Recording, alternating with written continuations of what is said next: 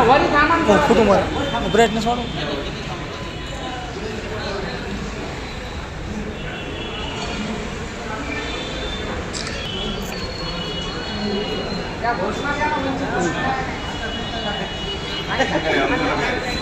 म्हणून त्याच्याकडे तो पदभार ॲडिशनल दिला जातो आणि तो घरकुलाचा विषय असेल, सिंचन विहिरीचा विषय असेल, कुठल्या वैयक्तिक लाभाच्या स्कीम असतील त्यामधून तो पैशाची आर्थिक मागणूक करतो आणि लोकांची पिळवणूक करतो. अशी एकंदरीत परिस्थिती आहे. जो कोणी त्याला धनादेश देईल त्याचंच तो काम करतो, अन्यथा काम करत नाही. आणि त्यांनी प्रत्येक गावोगावी काही दलाल नेमलेले आहेत. त्या दलालाच्या माध्यमातून तो वसुली करतो. वसुली करून मी वरिष्ठ संबंधित अधिकाऱ्यांनाही मला द्यावं लागते अशा पद्धतीचे ते कारनामे सांगतो. म्हणून या निमित्तानं आज या ठिकाणी आम्ही शिव मॅडमला ह्यासाठीच निवेदन द्यायला आलो की त्या ठिकाणी मंत्रालयामधूनच 11 तारखेला एक GR निघाला. सावंत नावाचे गट विकास अधिकारी त्या ठिकाणी काल 15 तारखेला रुजू होण्यासाठी त्यांना तो आदेश होता. तो GR सुद्धा आमच्याकडे आहे. तर ते गेले असताना आम्हाला असं कळालं की त्या BDOनं त्यांना चार्ज दिला नाही. ऋषिकेश सावंत हे कोकण विभागामधून आलेले आहेत. ते मंत्रालयाचं पत्र आहे, त्यांची ऑर्डर आहे यामध्ये.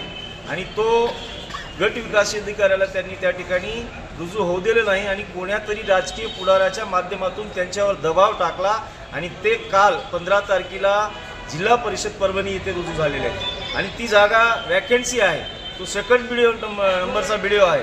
तरीसुद्धा त्याच्याकडे स्थानिकच्या प्रतिनिधीनं त्याचं काही साठलोटा असून त्या अनुषंगानं त्याला तिथं त्या ठिकाणी 2022 ते 2025 पर्यंत त्याला ठेवण्यात आलेलं आहे. आणि आज रीतसर ती जागा भरलेली असून सुद्धा त्या ठिकाणी त्या BDOला तो पदभार देत नाही. याचा निषेधार्थ आम्ही शिव मॅडमला बोलून सविस्तर माहिती वंचित बहुजन आघाडीच्या वतीनं सांगितण्यात आलेली आहे.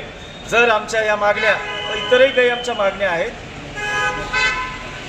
जर या मागण्या आमच्या मान्य नाही झाल्या तर आम्ही वंचित बहुजन आघाडीच्या वतीनं जिल्हा परिषद कार्यालयावर मोर्चा काढल्याशिवाय राहणार नाही. पंचक हरकळ जिल्हा महासचिव वंचित बहुजन आघाडी. जिल्ह्यामध्ये तालुक्यामध्ये पंचायत समितीमध्ये अनेक गैरव्यवहार चालतात. त्या अनुषंगानं पालम तालुक्यामध्ये जी मंत्रालयामधून ऑर्डर असताना देखील तिथल्या गट विकास अधिकाऱ्याला रुजू करून घेत नाहीत, ही शोकांतिका आहे. दुसरा विषय म्हणजे पाथरी तालुक्यामध्ये बाबळगाव गाव आहे. त्या बाबळगाव गावामध्ये जिल्हा परिषद शाळेमध्ये 15 जुलैला मुख्याध्यापक रिटायर झालेत. तिथं अनेक मुख्याध्यापकाची नियुक्ती करण्यात आलेली नाही आणि वरचे 2 शिक्षक ती रिक्त जागा आहेत. मी अशी विनंती करतो शिव मॅडमला या शाळेमध्ये लवकरात लवकर मुख्याध्यापकाची आमची मागणी पूर्ण करावी. अन्यथा 2-4 दिवसामध्ये आम्ही विद्यार्थी सहित शाळा भरू तुमच्या कार्यालयासमोर.